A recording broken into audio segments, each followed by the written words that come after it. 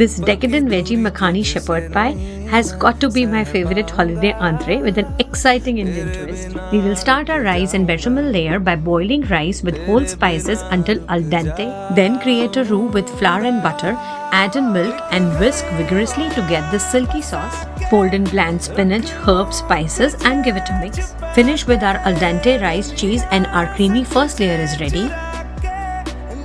For a fire-roasted makhani sauce, roast the garlic, onion, tomatoes, bell peppers until charred and blend all these veggies with cashew into smooth puree. Transfer this to a pan, add in all our masalas and let this simmer to let all the flavors come together. Now in goes our veggies, paneer, garam masala, kasuri methi and a splash of cream, and our makhani layer is done. For a potato layer, we will boil our potatoes with salt till fork tender.